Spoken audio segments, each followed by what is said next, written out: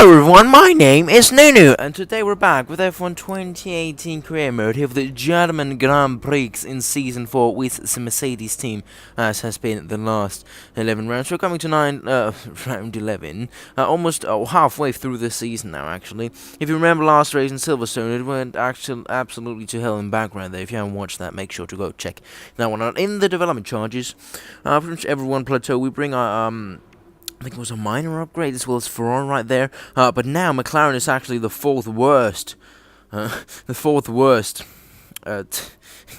on the grid, and Renault has stepped up their game, so they're the best car on the grid right now. So let's see how the qualifying pace is in qualifying. Let's get into qualifying and see how we do.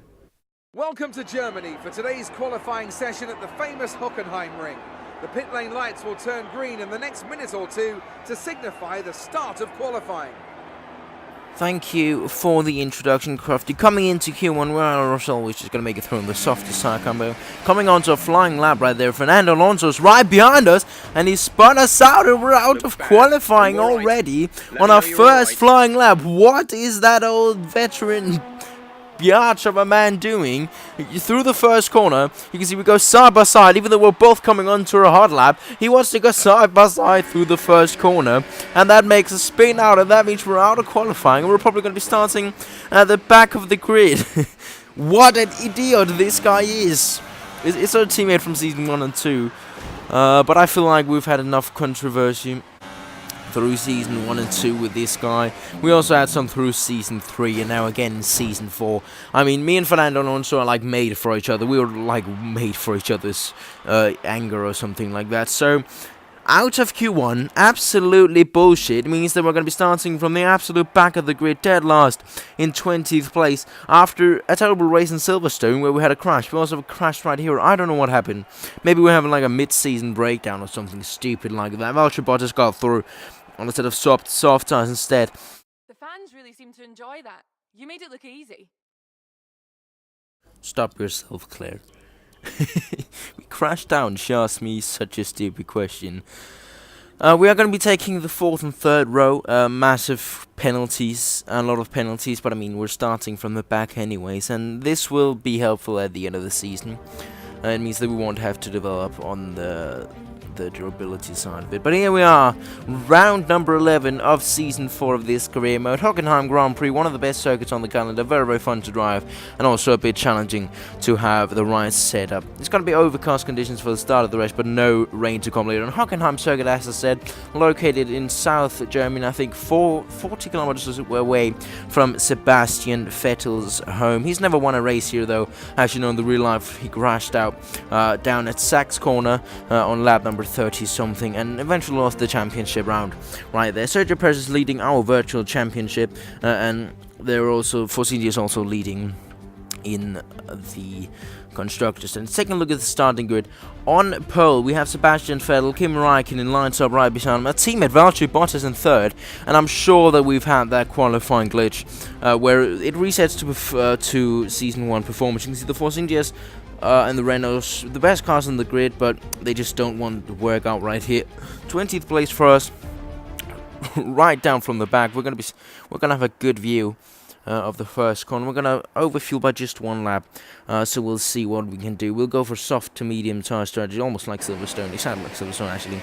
But here we are on the grid, lap number 1 out of 34 in the German Grand Prix. It's 5 red lights, and we're underway. Sirotkin right in front of us gets a great getaway. We get a terrible one, but eventually we'll have to avoid all the trouble because we're right behind, down at the back of the grid. Together with Ricciardo, we go around the outside of Ricciardo and Sirotkin, but you can see, I think it's a way lower drag setup, and he just out-accelerates us through there. We're going to go for a double dive, triple dive, down to turn 2 or 3, whatever you want to call it. And we're going to take advantage of these guys training it out as much as possible. So we made up 3 positions right off the start. Excuse me, guys, but basically, you can see right there a lot of chaos into turn 6, the place where we had real life rain. We're going to go for a dive down the inside of one of the McLarens. That dive wasn't actually supposed to happen, but I would have gone straight into the bag and lost my front wing if I didn't get out of the way. Sometimes these guys are just training a lot, which eventually we can take advantage of that on the first lap, but you know, stuff like that happens. So time to settle into our place, see if we can get in some more position. We're up to 15th place at the moment, so we made up a bit of position. Also, you don't have to ask me about the sound. I feel like it's like around a couple of seconds in front. You also saw that in the qualifying introduction, where he just like began to talk way earlier than what he was supposed to. Also, here you can hear that it goes down to a couple of gears before it actually does in the video. But we get past Marcus Ericsson, quite an easy overtake. Of course, the Sauber isn't too good of a car. Now we get the message that the other Sauber of Charles Leclerc in 11th place, just a couple of positions in front of us, is slowing down because of some kind of engine issue, which we'll be able to take advantage of. Of course, it's another free position. It's going to be kind of easy to get past him.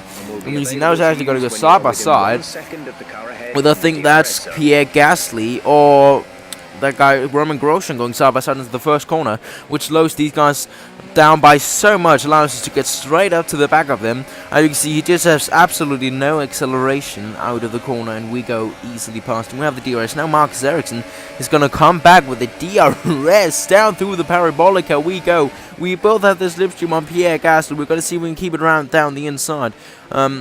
But if you look at my throttle thing, it came this kind of light throttle thing, which was pretty annoying. They're still going to be battling the two Saubers down right behind us, but eventually Charles Leclerc is of course going to lose sound on that one because he has absolutely he has a loss of engine power. That was what it said. Also, I'm so sorry about the audio. It might be a bit annoying, but you know, sometimes stuff like that happens. We still managed to recover the footage, so that's very, very nice. We stay behind Pierre Gasly. We see right in front of the two horses of Roman Grosjean and Kevin Magnussen are battling it out, which means they'll be losing even more time, and we'll be able to overtake these guys a little bit easier. You can see here we are. We get so much more downforce through the first corner, and we'll be able to go for the move on Pierre Gasly. I think we have so much different setups into the AI because we really lose out on the straights, but in the corners we have an absolutely insane. So if you look to the side, Stoffel Van Dorn is out, and here you have the replay. Stoffel Van Dorn is out of the race on the 5th lap because of an engine issue, and there's so much smoke coming out of the back of that McLaren. Sad stuff for Stoffel Van Dorn.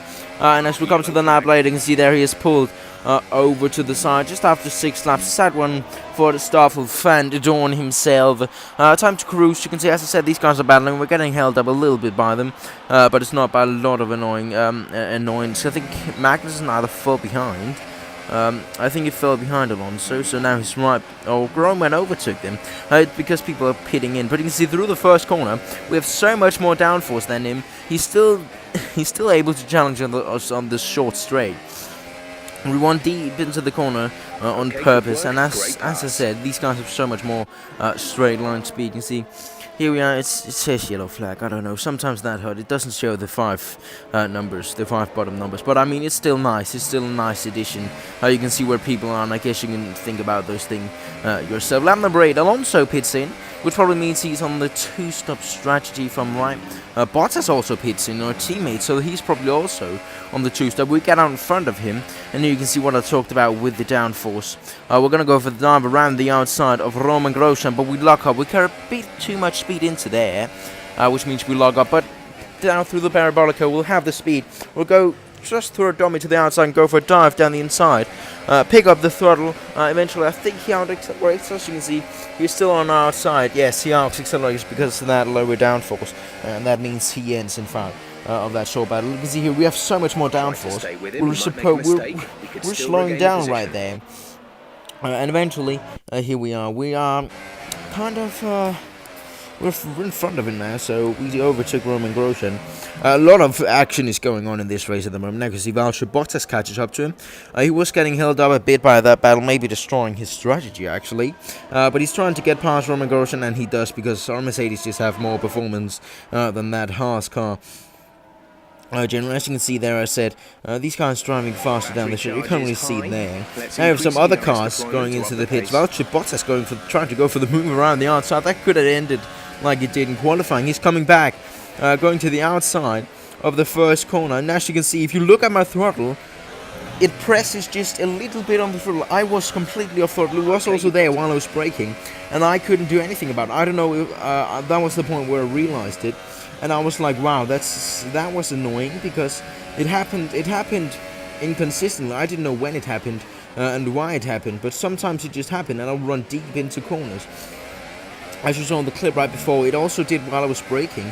and I was like, that was annoying, so I think I need to go get a new wheel instead of that one. I can just trade in front of him. You can see who does it again, or yes, I think it did. But I'll have to go get a new wheel, so I don't know how long time there'll be before another career mode video, because I'll have to get a new wheel before I can make the next career mode video, because it was completely broken and inconsistent. Lap number 15, we're going to go into Speeds Huigo.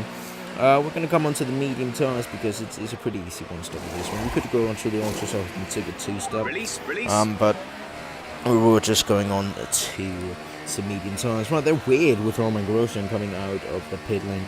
We dropped down the grid down to 9th place. We're going to come out behind Perez and behind Esteban Ocon, the Frenchman as well. So we're up behind the Force Indias, which is not a bad thing because they were okay. They're on the one stop, so we have to overtake him if you want to get past him. I think Alonso's on the two stop, Hardy, Raikkonen, and some of the other guys. You can see now the positions changed, and some people got pitted into the pit. Not Valtteri Bottas, he hasn't pitted in yet. So we're just seeing if we can get past Ocon. You see how much more downforce we have through the first corner, and we get side by side with him already here. But you can see he's just able to challenge a bit more on the straight than in the corners, but eventually we get past him. We stay past him, and basically we're pretty much on our own right now. We're Ericsson. How did Ericsson get past Esteban Ocon? We're in front of Ericsson, in front of Raikkonen now, behind Vettel because Vettel pitted into the pits. Good job, nice overtake. Kind of a difference right there. And now we have Raikkonen catching up to us in the Ferrari. I think on new tires, whenever it says that shift down sound, you don't have to care about the sound because it's not the same on the video. Raikkonen gets past, and you can see already 1.5 lap after, he is pretty much gone. So a nice thing that we let him go, not lose too much time on him because he had much more pace than us. In reality, Valtteri Bottas is up into the podium places, right behind a 1-2 of constant Renaults. That thing with the throttle, I was trying to adapt it into my thing because I decided just to brake early at every corner because it was really annoying, and I tried to get it into my driving style. Because it was just something with the pedal. It was just this light press on the pedal. It was like whenever I brake, whenever I didn't touch it, sometimes it would just come up and said that I touched it, and then the input would be wrong. So I believe it's a hardware failure, and I'll have to get myself a new wheel. Sometimes Logitech is just some absolute bullshit, but noticeably around now, but this it's the wheel that I've become used to driving with now, and I have already been up to trading it once because it was kind of like offset, but stuff like that. Coming up to lap, Sergei Sorokin now going past him. 2 laps remaining, just cruising around, and we're very lonely. 4 seconds to the guy behind and 4 seconds to the guy in front, so yeah, as I said, pretty lonely, not as lonely as Hungary, where we had like 15-20 seconds to guy behind and in front. But stuff like that. Final lap, we get track exceeding penalty up in the lead. Now a 1-2 for the 2 Renaults. We're battling it out with half a lap remaining. Hulkenberg is going to go for the move around the outside of Carlos Sainz down at turn 6 hairpin. They're side by side. Half a lap remaining, as I said, coming down to almost the last sector now. They're still side by side, these guys, but eventually it looks like Hulkenberg has succeeded in his overtake on the last lap of the race. And as he comes to the last couple of corners, here he is coming over the line to claim a victory in 25 points with an insane last lap battle with his teammate. A 1-2 for the 2 Renaults, and Valtteri Bottas, our teammate, picking up a podium at 15 points for the team. We managed to get up to 7th place from last place on the grid. That must be one of the most remarkable comebacks and drives I've done this season and maybe in my career. The race is over now and we can calm a bit more down. Hulkenberg, as I said, took home the race victory and the 25 points that he was supposed to get whenever winning a race. 1-2, a maximum of 43 points for the 2 Renault guys. They're a good way to begin to challenge the guys in the Force Indias. No Force Indias were on the podium, so a bad race for the 2 Force Indias, and might be whenever we look back at this season a moment to think back of whenever they stand there and miss 43 points in the last round. I can't predict anything. I've only just driven this race today, so a 3-7 for the Mercedes. I'm happy. From 20th on the grid to 7th, I'm happy with that. So happy with that. We move up to 7th place. in the driver's standings in front of whoever that is right behind us, of Max Verstappen. We're actually in front of a Red Bull. That's actually quite awesome. We stay in third place in the constructor standings, which is still kind of insane. Coming to the questions with Claire, the what is it called, the female Paul de Resta, the female Paul de Resta accent right there. We lose a bit of reputation, which it's not a surprise. These questions are kind of stupid sometimes, pretty much all of the times. We get a bit of resource points to have a bit of fun with. And maybe we should begin to save up for the resource change, but or the change, the what is it called, the development change thing. Maybe we should begin to maybe we should begin to have a bit more money. But as I'm talking about that, we're actually going to be developing a chassis upgrade. It's going to be a major one, because we don't have money for an ultimate one, as I said, and that's probably going to be the last one, because we're going to wait up and see if we're going to have anything. We're going to shift back to the old components, and that's the last thing that we're going to be doing for this video. I hope you enjoyed. Remember to like and subscribe and all this shit, and I'll see you in Hungary for the 12th round, 12th edition of Season 4. I'll see you in the next one. Bye, guys.